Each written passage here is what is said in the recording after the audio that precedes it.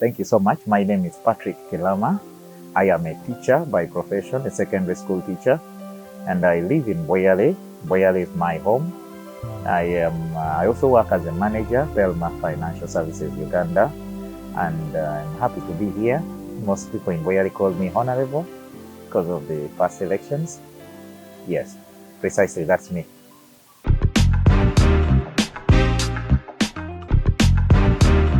Talent is that extraordinary ability that person has in a society or a community he or she comes from. The extraordinary abilities could be for entertainment, helping others, and doing so many other important things in that person's life and the society as well. We have talent in so many things we do. A footballer is talented, a musician is talented, a comedian is talented, an athlete in whatever type of sport is talented. Even a teacher can be talented in teaching, by the way, even a doctor. So that extraordinary ability you have in society, I believe, is what we need to call talent. We shouldn't limit it to only playing football. We shouldn't limit it to only music. There are so many other things people can do that make them talented. Even a good speaker is talented, an orator in that case. Yeah, that's what I think talent is.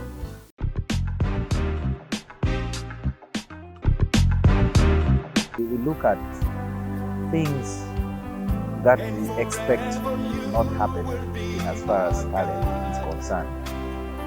And if we are to enlist the things in this interview, I think we shall have hundreds of them. But to summarize everything, I think our problem with talent comes from the finances. It also comes from the society's perception of talent. It also comes from our dire need to survive in this world that sometimes derails us from concentrating on what we do best to going for survival. A case in point is we've had teams in Boyale. Let me talk about football in particular.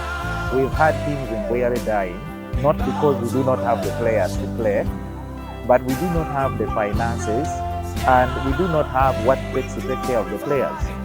A boy is supposed to come and play in the evening, and during daytime he's supposed to first go to the streets and fend so that he gets what to eat in the evening. Because if he doesn't eat, he will not have the energy of coming to play the next day. Our musicians can hardly concentrate on their talent because they do not have the finances to help them go to the studios and pay the producers. They do not have the finances to dress and look well enough to attract the listeners of their songs. They do not have the finances to travel to places where they can attract the attention of the people to see them get their talents exploited in very many ways. So, in a nutshell, I think those are some of the few problems we have. Maybe most importantly, our society's perception of talent, especially when it comes to music, is also an issue here to talk about.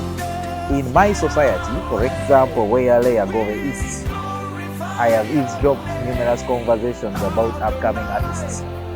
We think when a child decides to go and sing, that child is getting spoiled. That child is no longer interested in concentrating on school issues. That child is going to become a thief. Why? Because the precedent that has been set by our predecessors in music has not always been so good. Our predecessors always smoked weed to take away the shame, dressed indecently to attract wealthy men, loved numerous wives because what they do is so tempting that everybody in the society will feel loved. The popularity is interpreted in a wrong way.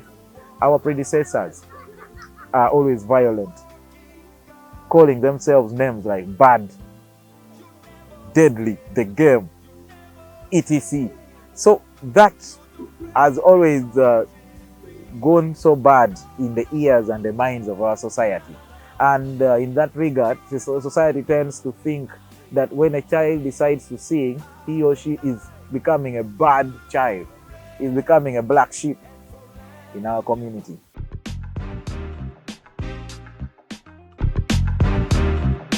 Because, well, it is right, our society looks at politicians, especially in this setting of mine, the rural setting, we look at politicians as solutions to each and every problem we have.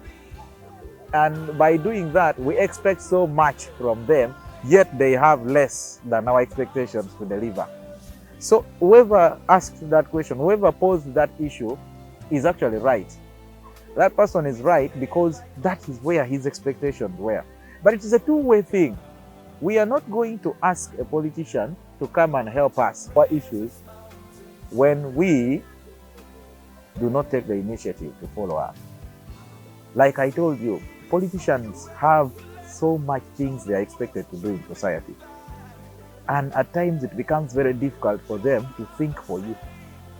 So taking an extra step of following up MP Chivanda North, for example, Linus Nombek, taking an initiative to follow up Helen Max, writing a letter and approaching her in the best way can help mitigate that concern somehow, somewhere. But then sitting back and waiting for her to come and look for you is not, I think it is not enough to get you help.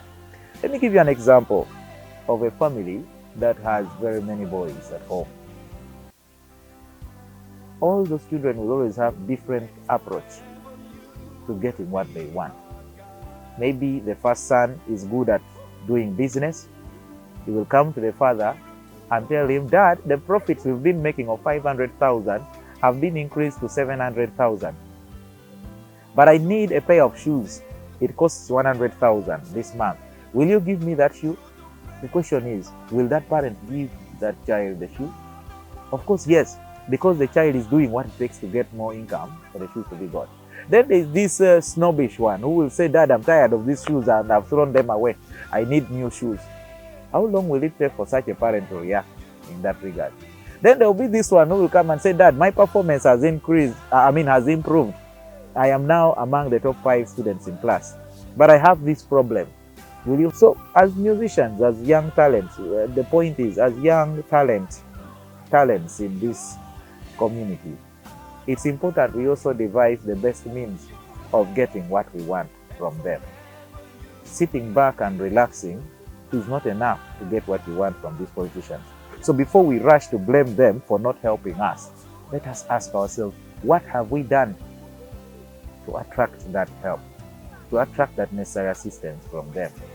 Let the promises keep flying, but if you don't follow them up, it's difficult for you to also get them.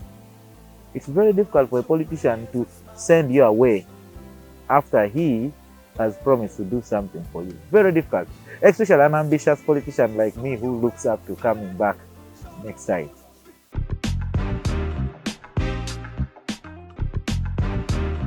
There are so many theories about what can put you to the top. Everybody has an opinion on how you can get to the top. I will give mine in 3. Number 1 is discipline. If you are not disciplined, you will never succeed in this world. Success is only for those that are disciplined. Number 2 is believe in God, and everything will work out for you. And then finally is work hard.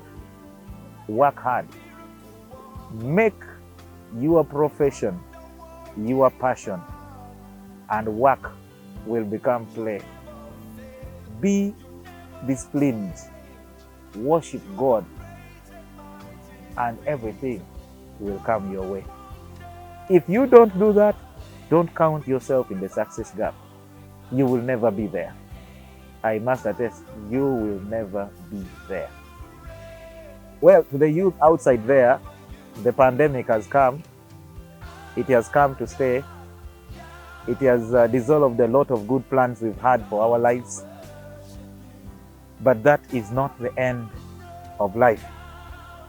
But then our life can end if we don't take serious the pieces of advice we have on how we can fight it. And please remember, the mask we wear in the hospital attached to the oxygen pipe is not better than these masks that we wear here. Staying at home is better than staying in the hospital. And this curfew we have is not actually curfew, it is care for you.